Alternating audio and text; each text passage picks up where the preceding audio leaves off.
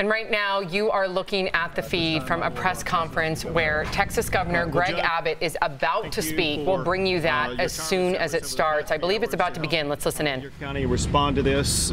We appreciate you and your entire team stepping up and showing the way to respond to what has to be probably the worst disaster ever to strike this community.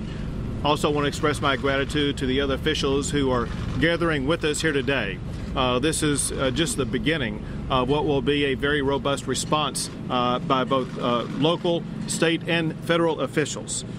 We come together today as we deal with one of the most heinous attacks that we've ever seen in the history of Texas schools. It's impossible to describe the magnitude of the evil of someone who would attack innocent children in a school, a place of learning where parents should be able to send their children without fear for their child's safety. It's with a very heavy heart that I can confirm that as of this time, there have been 10 lives that have been lost and another 10 that have been wounded.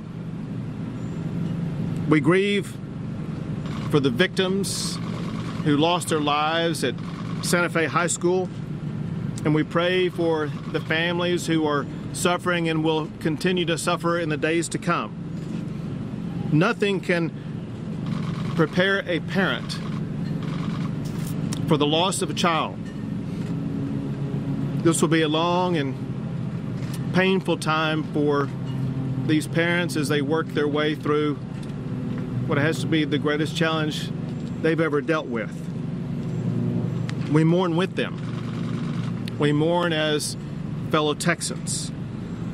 But we must come together as one community at this time of enormous suffering and show the victims and their families the support they need and they deserve. We appreciate all the first responders who've already stepped up to help respond to this challenge. And we look to God. We look to God to give the first responders as well as the victims and their families the guidance they need in the coming days and weeks as we work to continue to get to the bottom of what happened and, very importantly, work to respond to this challenge. I ask the rest of the country to join Texas in mourning the loss of these individuals, these students, and to offer your prayers and support of these families.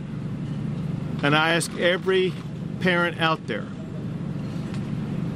wherever you may be, to hold your children close tonight and let them know how much you love them. Now, we have two goals going forward. The immediate goal is to work in the immediate aftermath of this catastrophe to gather the evidence and information that is needed to ensure that this crime is going to be prosecuted appropriately, while also working in tandem to ensure that we provide the families and victims as well as all the children at this school and schools across the entire independent school district with the support and resources and counseling they need. Second, we need to do more than just pray for the victims and their families.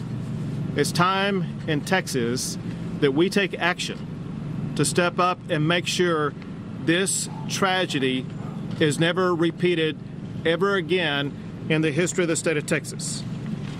So, beginning immediately, I'm going to be working with members of the Texas legislature, but also members of our communities across the entire state of Texas to begin with roundtable discussions beginning next week, where we will assemble all stakeholders to begin to work immediately on swift solutions to prevent tragedies like this from ever happening again.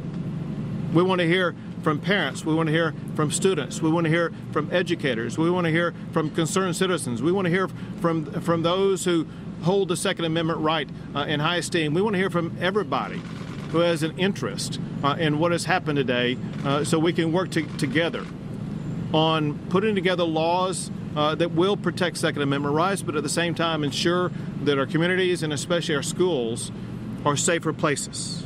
These include things like speeding background checks. They also include strategies to keep guns out of the hands of those who pose an immediate danger. Still listening to Governor Abbott speaking about solutions, what solutions he wants to implement in order to prevent a tragedy, another tragedy like this from happening. We've had school shootings now for decades, I can say. 214,000 students have been affected since 1999. So why are we just now discussing yet again solutions? And I apologize, DBL Nation, if I sound pessimistic, but I am pessimistic. You're saying that because to Erica's point, and I'll let you say, it doesn't affect somebody personally until it affects them personally. Right, right. To be honest, no one cares about your kid. Like, that's what I'm getting from that. I mean, if you can't come up with a solution, how many different times are you supposed to sit down and let people have been talking? What about the students from Parkland? What about all of the conversations that you had in Washington, D.C., the rallies? Now we have to go to individual jurisdictions and say, well, how do you feel? Well, how do you feel? Now let's come up with a solution. I will actually give credit to the governor because he did something that most people in a situation haven't done. He talked about the thoughts and prayers and did all of that, but then he went straight to what the course of action is going to be. And I appreciate that because we can't have thoughts and prayers and look to God in a secular society. If people do not understand and respect religion, we can't have religious solutions. We have to have solutions where we're putting one foot in front of the other and physically doing something about it. And this this school did have they did have training for this. They did have people in the school. They went through it. If there was an active shooter, they actually mocked an active shooter in the school. So they were. All the schools do, though. I know. I'm just saying. A fourth grade teacher, and they have these active shooter protocols. But at this point, it's just a normalcy to them. I'm with you, Sam. I mean, even hearing the governor speak and hearing the president speak, it did not make me feel any more at ease or feel any better. There have been 22 school shootings in the United States since the beginning of this year. But the average person can't name 2 or 3 of those. And if we talked about Parkland and their prom coming up and how sad that was when they had their prom, these students are scheduled to graduate from Santa Fe, the seniors. June 1st is the date. So even just think about, we're talking about today, but think about how this goes on and on and on. And it's hurtful. I'm sorry, Stu. I know I'm talking too much. No, we are live.